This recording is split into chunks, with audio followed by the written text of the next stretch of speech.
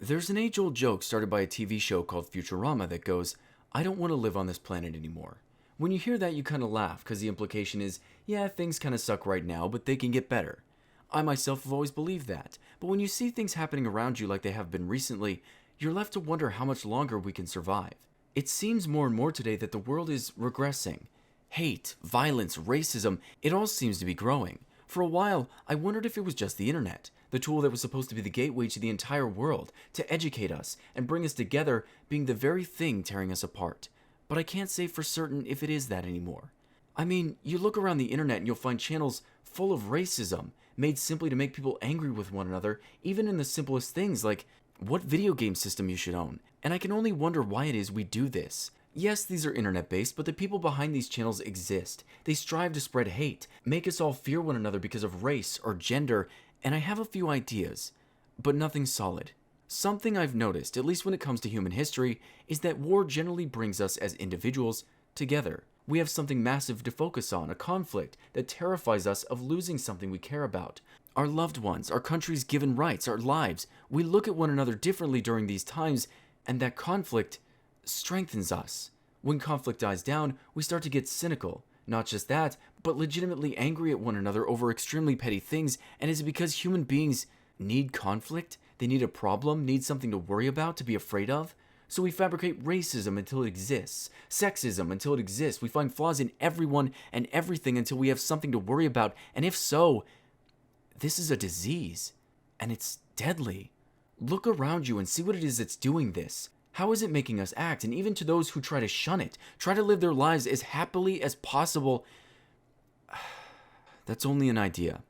It seems so many today look extremely deep into things that really aren't problems and turn them into problems. The wage gap, equal rights, human mannerisms, even company ads and billboards that aren't racist or sexist in the slightest are twisted by some to appear that way. And companies have buckled to this negativity. Don't get me wrong, some of those things I stated are real issues, but they're blown extremely out of proportion to make women hate men. Races turn against each other. Even something as petty as what cell phone you use is turned into an argument that people fight over. In our time, people kill one another for every one of those things, and you have people, the very same people who spread those hateful words, congratulating these actions. If women don't make as much as men, we have the right to hate and claim rape over any small interaction. The ancestors of some of us in this country were awful people. Therefore, you're awful and deserve physical harassment for the color of your skin. There's an old age saying that goes, those who do not study history are doomed to repeat it. But today, people use human history to persecute others. And it can't get better with the systems these people want in place. For example, even if today men and women shared the same wages for every single job, it would still not be enough. Equality isn't enough. We want superiority. Now, what is the cause of this? I already mentioned war, but what if this is a product of overpopulation? Study after study shows, at least when it comes to rats, that as the population of rats increase, they become hostile. Life becomes less meaningful. The behavioral sink is a great example of this. The experiment was simple.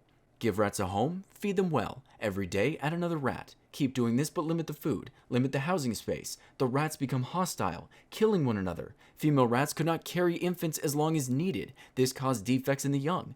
Think of it this way, but factor in human behavior. Humans are the top of the food chain. Because of this, there's no other life form that exists that challenges us. Therefore, no reason for humans to evolve. It only leaves me to posit that humans didn't wait long enough. We grew too smart too fast, and our only interest was fighting to the top and killing anything that got in our way. Only after we bested all other animals did we start sharing our knowledge, learning, evolving less and less because of how quick we rose. We didn't need to anymore, and now there's no challenge. And it doesn't just make us stationary, it makes us regressive.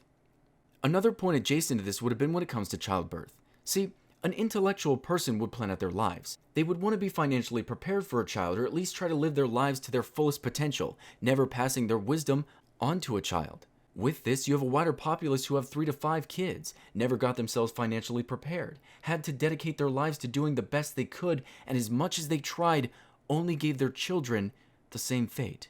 Or even someone who has passion and dreams and potential makes a mistake one night and has to lose out on all of it because of that. Any number of these things, or even all of them together and more, contribute to regressive behavior, and as time goes on, there's a chance that things could never improve. That being said, there are those out there who still have faith in us as a species. It's not as hard as you think to be more progressive, open-minded. It would do us extremely well if we did. Maybe we'll need another big war to come together again, and if so, that is such a sad, scary, and vicious circle. I only hope that there's still enough of us out there who can change the direction we're headed in. Otherwise, I'm only left to posit a very scary potential truth, and that is that one day, the vocal minority will be us.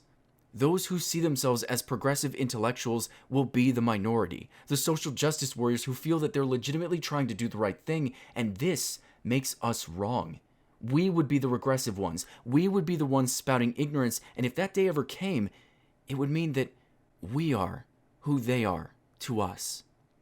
I'm not saying that there aren't real problems. I do believe that there are still people out there who are legitimately racist, sexist, murderous, hateful, but to ensure this place doesn't get worse, please, don't let it make you the same.